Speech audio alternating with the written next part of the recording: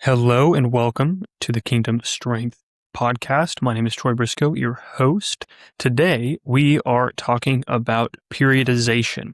This is part 2 of a 3-part series about exercise programming. 3 podcasts ago, we discussed principles of exercise programming. And today we're continuing the discussion to specifically cover different models of periodization. So the goal today is to introduce you to different models or styles of periodization and provide examples of when you might want to select said model of periodization. Before we begin, we'll get a quick recap as to what periodization is. Periodization is a structured organization of training variables to manage fatigue and produce targeted adaptations. It's a way to structure a training plan in order to capitalize on particular characteristics that are relevant to the athlete and to be sure that it's progressed and programmed in a way that doesn't cause too much fatigue or risk of injury. So there's different ways to go about it, and we'll be getting into that today. Before we begin, I have utilized all of these models that we'll discuss today in client programming. Again, you might want to select one versus the other depending on the goal, and I'll give you an idea of when that might be when we discuss each model. Just some more background. I've been writing programs for a little over 8 years now. I'm a personal trainer and certified strength conditioning specialist and have worked with a variety of clientele, many different athletes within different domains, from football and field athletes to marathon runners to athletes that perform more short bursts like sprinters and track athletes, as well as general population and kind of weekend warriors as well, more hybrid athletes, people working for high rocks, working toward their first, second, third high rocks competitions. So you name it, I have some sort of experience with it. Of course, there are certain athletes I haven't had the pleasure of working with, but slowly growing that as time goes on. So all that to say, I just wanted to provide some reference as to, hey, all these models we'll talk about today have some utility, and I have some experience with putting them into practice. And I'm excited for you to do the same. So let's get into it, shall we?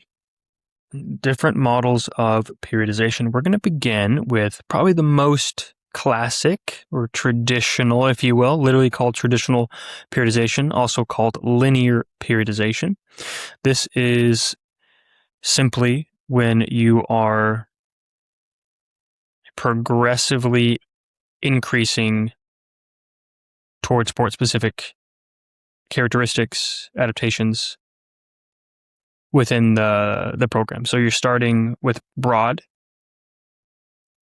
training stimulus and getting to specific training stimulus. Generically speaking, this is typically seen where the volume, if we're talking resistance training, that is, if volume usually is higher at the beginning of a linear periodization model, and you slowly progress the intensity, so you're increasing the load and then decreasing the volume as time goes on. For example, starting with hypertrophy early on in the program, then moving into strength and strength speed, and then you're getting into the power and plyometrics, and then to sport-specific qualities. That's a very general way to think about linear periodization. Within the endurance athlete context, I talked about this in my podcast about marathon training, I like to utilize a model called reverse linear periodization. And this is specifically in reference to the volume utilized within the program for the running aspect of the marathon program, because the sport specific quality being trained is the aerobic capacity and miles on the road, right? If you're doing a road marathon, that is. So what this would look like is you're starting with the resistance training. You are beginning with the volume or endurance qualities, hypertrophy qualities, and then moving into strength as the volume of mileage will increase. Because it doesn't make any sense to program a bunch of mileage out of the start and then wean it down from there. You're going to be slowly increasing mileage. A general recommendation is 5 to 10% increase of total weekly volume per week, per literature by Tim Gabbett and others. So the reverse linear periodization is in reference to the sport-specific quality of endurance training, going from small amount of mileage, increasing it, building capacity to tolerate the large amount of mileage, increasing tissue capacity slowly over time, and starting with perhaps a lower amount of volume, and then actually more intense intervals, things like that early on to generate VO2 max adaptations and increasing that bucket early on in the program, and then integrating it there into more of a generally increasing aerobic capacity from there, from that base. So again, that reverse linear periodization I like to use for the marathon training. So that volume, mileage increasing, intensity is increasing for resistance training, so volume is going down there. You kind of have that inverse effect, if you will. So I just wanted that piece on reverse linear periodization in there. Stepping back into traditional or linear periodization, you might want to use this for athletes that have a relatively short in-season period, or perhaps like one major event that they're training for, so you can appropriately progress them toward that event. For example, linear periodization was made very popular within the Olympic sports. So there's one large competition every 4 years. And of course, there might be world championships and things like that in between, but even then, it's not very frequent. So linear periodization allows them to slowly develop toward one characteristic or specific adaptation that is relevant toward their sport. Linear periodization might not be good for athletes that have a very long in-season, or if they have to compete very regularly throughout the year. So some of these other models that we'll discuss today might be better fit for those athletes. Speaking of which, undulating periodization is another model that might be best fit for those athletes that are competing more regularly or have a longer in-season. So what is undulating periodization?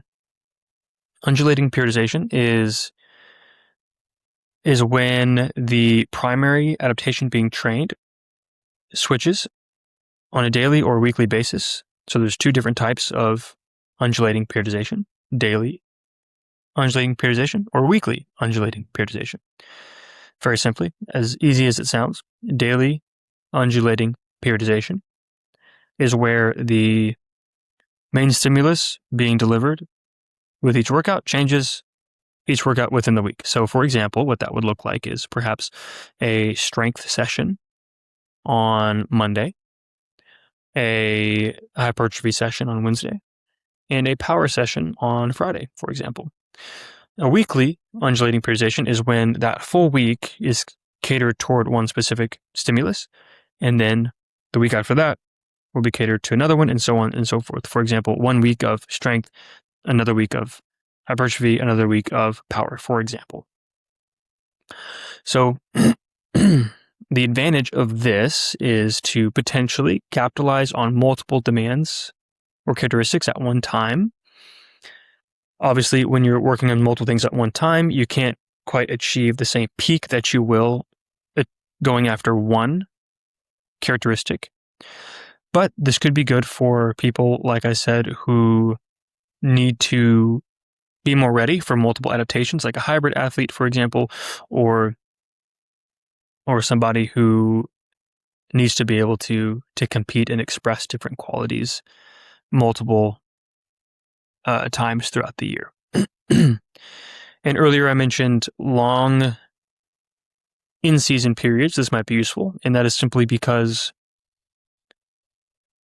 say they're training hypertrophy and then strength within the off season, and then working on power, plyometrics, and sport-specific training sessions within the in season. If the in season is really long, then they're not quite developing, perhaps, the strength and hypertrophy and maintaining those adaptations. And they might generate some fatigue or overtraining, overreaching in scenarios where they're doing the, same style of training or just competing for a very long period of time, right? So doing undulating periodization might be a way to maintain a certain amount of strength or hypertrophy in muscle cross-sectional area throughout the in-season and kind of manage the types of stressors that they're experiencing, and to help them not only focus on, hey, that one specific quality for so long, especially something like competing so frequently where you might run into some potential injury risk or things like that. Of course, there's different ways to implement it, different things to consider based on the individual, based on the sport itself, and that'll be important to consider when working on putting the pieces together with a particular athlete that you're working with. But that's a bit of an example of when you might want to use it and when you might not want to use undulating periodization. A good example might be like baseball, for example, that has a very long in-season period, or basketball or hockey. Hockey, for example, one of my colleagues at Parker Performance Institute, actually, Dr. Kyle Yates, who we did recently a CE course, just recorded a CE course about exercise programming and biomechanics, which should be coming out soon. I will let you listeners know when that is released. But Kyle, he was a hockey athlete, and he says it's becoming increasingly popular to actually do some resistance training after games when the hockey athletes are done, in order to help get this strength and tissue capacity and robustness of tissues in throughout a period where they're playing so many games. So it's a way to just sort of stack on a little bit of that load to the tissues throughout the in-season period. Moving on to the next model that I'll be talking about today, which is block periodization. This is very similar to a linear periodization model, and you honestly could dress it up to look exactly the same as what a linear periodization model could look like, a program utilizing linear periodization. But there are some particular nuances, specifically with the jargon utilized within the block periodization model. Again, the general idea is having blocks or mesocycles, which we discussed in the Part 1 podcast of exercise programming. If you haven't heard that one yet, go back a couple podcasts, check that one out. That'll define some of the key concepts and terms, as well as principles utilized in exercise programming. Anyway, furthermore, into block periodization, there are blocks utilized that focus on a primary stimulus, and you Focus on a stimulus, move on to the next and the next.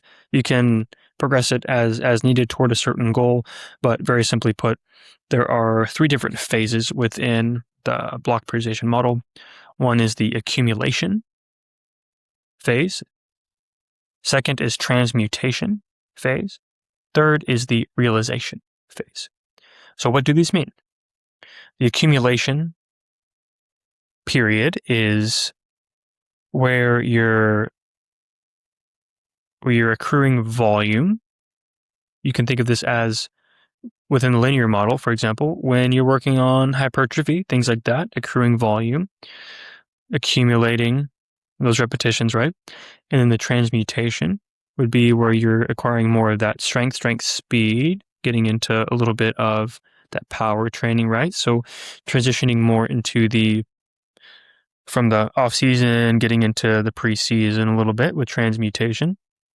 And then realization, kind of tail end of preseason into the season, where you're actually capitalizing in realizing, if you will, the qualities that you are achieving for the sport, where the accumulation and transmutation laid the foundation in order to express certain qualities that you're trying to elicit to be prepared for this season.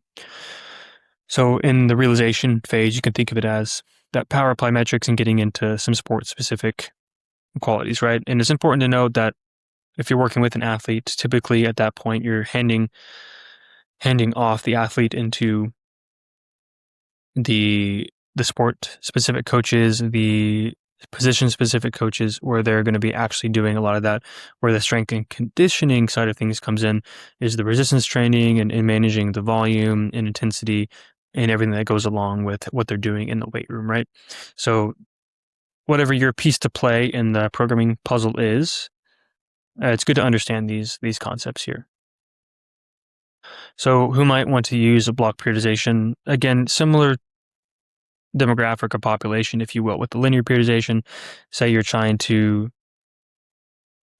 say it's a young athlete, for example. I'm trying to give examples per model, right? So say you have a young football player who just needs to accumulate some cross-sectional area hypertrophy gains and then some strength gains there, trying to increase their foundation to be able to express some of the qualities they're going to need later in their career. So young training aids trying to get some more volume in. So they might need a little bit more of a block style to where they're accumulating a little bit more blocks of the hypertrophy and strength, typically done in the off season, right? And maybe you integrate a little bit of the undulating style in the season when maybe they want to continue to maintain some of those adaptations just because that might be what this particular athlete needs, right? So it's freedom to mix and match and progress what is needed for the athlete that you're working with, right? So similar style to the linear periodization with the block. The last model we'll be discussing today is the conjugate model. So what is conjugate training?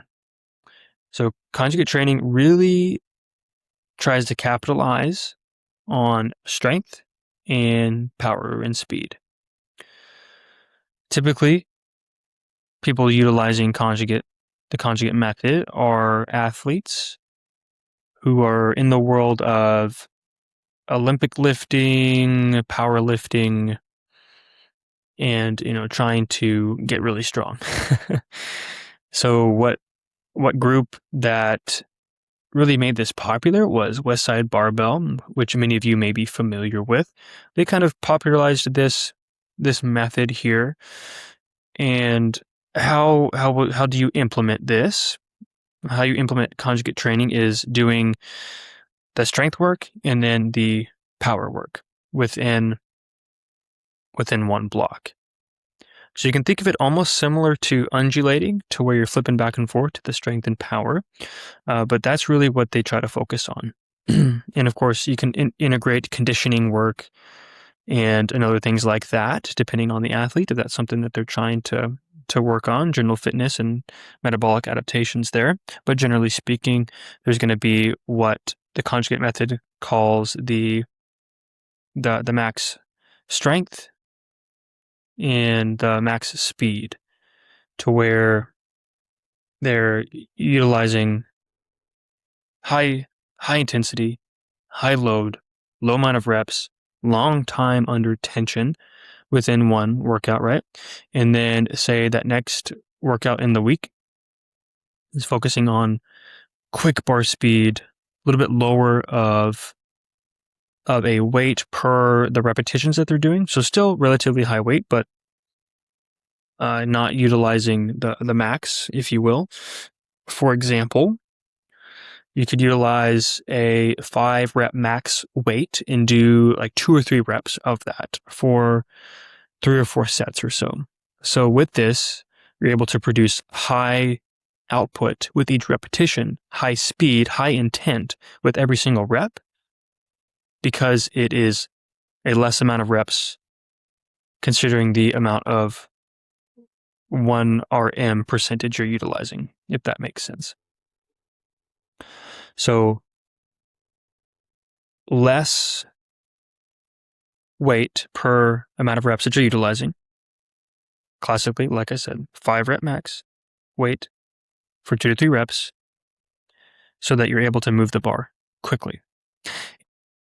And a lot of times within the dynamic effort or the power focused workouts within the conjugate method, they're utilizing athletes that utilize this are utilizing accommodating resistance. And what this is like chains on the ends of the barbell. And what this does is make the top of the rep more difficult compared to the bottom, because when you go, say, doing a squat and you have chains hanging down from the side of the barbells, and they'll kind of coil up and be on the floor as you descend into the eccentric portion of the squat, and then as you initiate the concentric portion of the squat, you are adding more load because that chain is lifting from the floor a little bit. And what this does is, so you include that weight, you consider that weight when programming, but what it does is it almost makes it more tolerable on the body, because say you're trying to just rip that bar as fast as you can, there's almost like a rebounding effect. You're pushing the bar up and gravity is going to be pushing the bar back down, so it's almost makes it like a ballistic end to the top range of motion there, which could be a lot of force to handle and manage at the top of the rep. So having some of that weight more biased to the easiest part of the lift or the top of the lift makes it a little more tolerable for the system, and to more effectively train that consistent speed throughout the concentric portion of the movement there. So again, conjugate training, you have the dynamic effort that we're talking about, power, and then the max effort with the strength. What this could look like is like Monday, for example, is a lower body max effort strength day. And say Wednesday is a upper body strength day. Say Friday is a lower body power or dynamic effort session. Saturday, upper body dynamic effort or power session. It's one way you could think about programming it, just to allow enough recovery between sessions and to give them enough time to rest between, to be able to accrue those adaptations without accumulating too much fatigue there. And who might want to do the conjugate method here? That could be, like I said at the beginning of the talk or portion about the conjugate method, is power lifters or people trying to really capitalize on the strength and speed and intent into the barbell. And usually within the conjugate method, there are different lifts that are being tracked for the 1 rep max. So what I mean by this is there could be for a squat movement, a squat pattern. Within the conjugate method, an athlete might be tracking their 1RM for the barbell squat, barbell back squat, or barbell front squat, or a split squat, or Hatfield squat, or things like that, to where there's multiple different movements that you're tracking your 1RM weight for, to allow you to cycle through and not burn yourself out on one particular movement. And it makes it easier to almost make some PR or strength gains when you're kind of varying it up a little bit, because it's a little bit easier to hit a PR every month if you're cycling through, and it can be a little bit more engaging as well for the athlete. So those are the models that I wanted to discuss today. And very quickly at the end, I just wanted to have a quick piece about progressions. This will be just a very quick run through of how you might want to progress through, again, with programming and utilizing periodization to program. These models allow you to progress over time toward an event or a certain goal. And different ways to progress could be adjusting load, volume, frequency, tempo. This could be longer time under tension, for example, depending on what you're working toward or what the goal is. You could also vary velocity, exercise complexity, like changing up the nature of the base of support, or if it's going to be a unilateral, bilateral movement, usually going to unilateral can be a progression for stability demands, right? But bilateral is more effective to really generate a lot of load if you're trying to really work on 1 rep maximums. But again, you can integrate as needed. The beautiful thing about programming is the sky is the limit, and it is an art. Moving on to some other ways you can progress could be proximity to failure, kind of maybe working in some fatigue-based training, and this is more popular in hybrid training or high rocks when you're working constantly in a fatigued state. So here, working on some more conditioning stuff and metabolic training, utilizing different energy systems, and trying to make it, again, progressing toward that sport-specific qualities there, even with the energy system work. So those are some ways to progress. Again, it was very quick list because I'll be going over some more of those concepts in the next podcast for part 3. Specifically, we'll be getting into some of that energy system work and conditioning in the next podcast for part 3. So stay tuned for that. It's going to be a great discussion where you'll get to learn more about programming specifically for conditioning, energy systems, and when you might want to do certain strategies for programming conditioning, when you might want to program certain energy systems, what athletes might require a particular energy system, and how might you progress it throughout a program. That'll be what to expect on the next Kingdom Strength podcast. For now, I hope you gleaned a lot from the discussion today. Again, it was all about periodization, with the definition: periodization being a structured organization of training variables to manage fatigue and to produce targeted adaptations.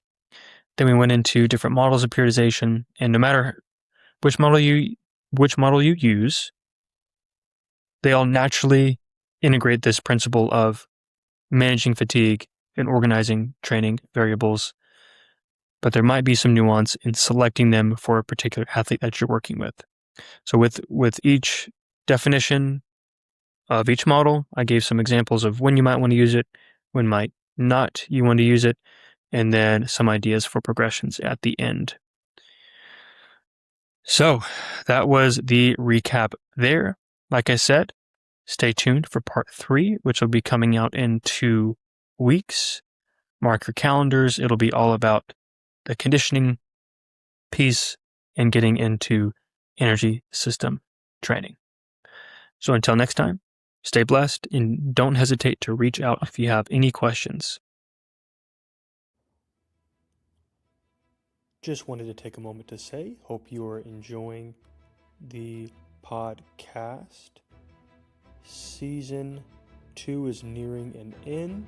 We have one more episode, the part 3 in the series about exercise programming. Also wanted to say a reminder, if you're enjoying the podcast, please take a moment to like and subscribe if you are on YouTube, or to give a rating on Spotify or iTunes if you are enjoying the show from those platforms. Thank you so much. God bless you.